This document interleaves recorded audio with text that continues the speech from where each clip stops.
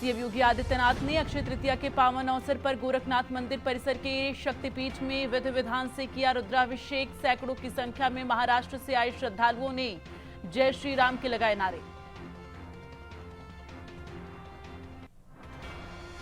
गोरखपुर में मुख्यमंत्री योगी आदित्यनाथ आज बीजेपी प्रत्याशी रवि किशन के नामांकन सभा को करेंगे संबोधित। रवि किशन के नामांकन सभा को संबोधित करेंगे सीएम योगी।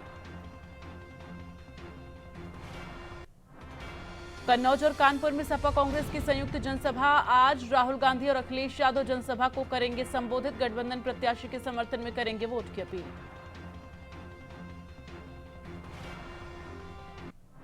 चुनावी समर के बीच शिवपाल यादव का औरैया दौरा आज। इटावा प्रत्याशी जितेंद्र दोहरे के समर्थन में करेंगे सभा। दिव्यापुर के मंडी समिति पहुंचेंगे शिवपाल।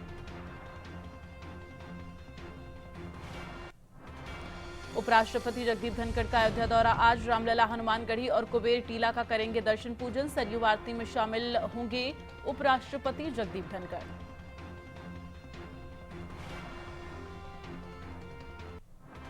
लोकसभा चुनाव को लेकर बीजेपी ने कसी कमर। लखनऊ बीजेपी ऑफिस में बड़ी बैठक। चौथे चरण की सीटें, वोटिंग परसेंटेज बढ़ाने समेत तमाम मुद्दों पर मंथन।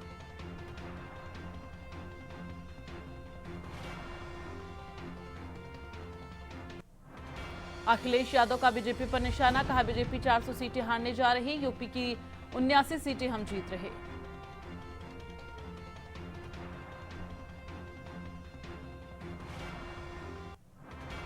फतेहपुर में बीजेपी अध्यक्ष जेपी नड्डा का समाजवादी पार्टी पर हमला। कहा, समाजवादी पार्टी आतंकवादियों की हिमायती। प्रधानमंत्री मोदी के नेतृत्व पर जनता को भरोसा।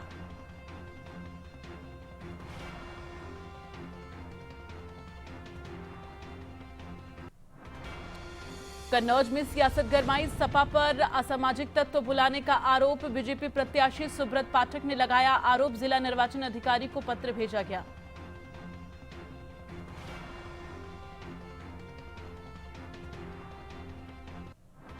वाराणसी में दशाश्वमेध घाट पर ड्रोन शो का आयोजन। ड्रोन शो के जरिए विकास को दिखाया गया। काशी में बीजेपी ने किया ड्रोन शो का आयोजन।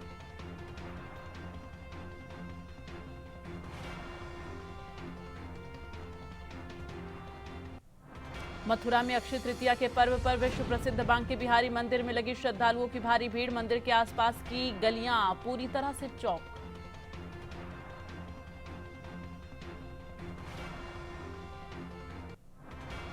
मुरादाबाद में मुसलमान आरक्षण पर बोले काब रशीदी। मुसलमान आरक्षण नहीं मांग रहा। बीजेपी के पास विकास का मुद्दा नहीं, इसलिए आरक्षण का डमरू बजाया जा रहा।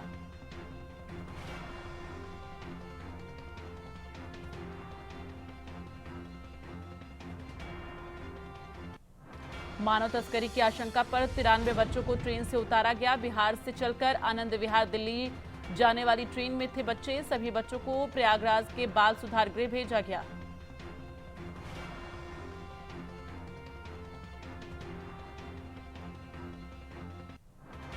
गाजियाबाद में टाटा स्टील के नेशनल बिजनेस हेड की हत्या में वांटेड का एनकाउंटर। मुठभेड़ में एक दारोगा को भी लगी गोली।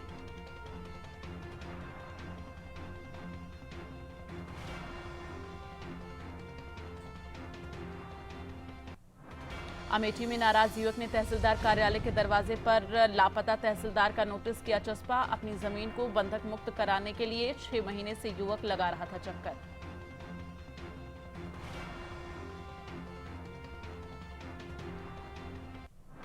हाथरस में मिड डे मील के खाने में निकले कीड़े।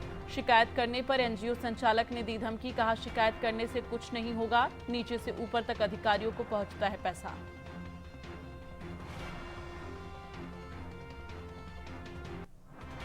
अलीगढ़ में महिला के शव को सड़क पर रखकर लगाया जाम। महिला की करंट लगने से हुई थी मौत। मुआवजे की मांग को लेकर सड़क पर रखा शव।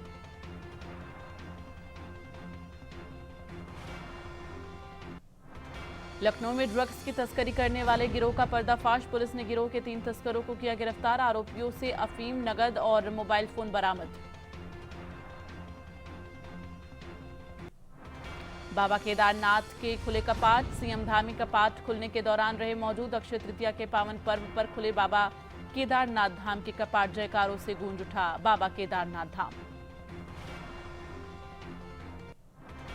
बाबा केदार के कपाट खुलने पर सीएम धामी का ट्वीट। सभी भक्तजनों का चारधाम यात्रा में हार्दिक स्वागत। यात्रा के दौरान स्वच्छता का रखे विशेष ध्यान। महिलाओं बच्चों की सुरक्षा के लिए विशेष व्यवस्था।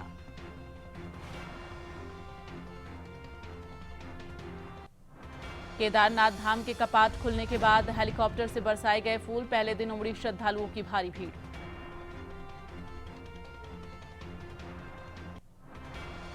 अमेरिका ने इजरायल भेजी जाने वाली बमों की खेप रोकी। राफा में हो रहे हमले के कारण फैसला लिया। राष्ट्रपति बाइडेन पर बड़ा छात्र आंदोलन का दबाव।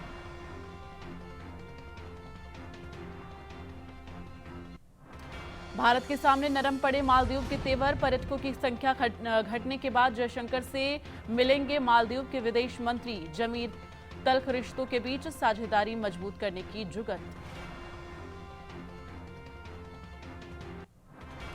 डब्ल्यूएचओ ने दक्षिणी गाजा के हालातों की लेकर चिंता जताई है। डब्ल्यूएचओ के प्रमुख ने कहा, दक्षिणी गाजा में सिर्फ 3 दिनों तक स्वास्थ्य सेवाओं को जारी रखने के लिए बचा ईंधन।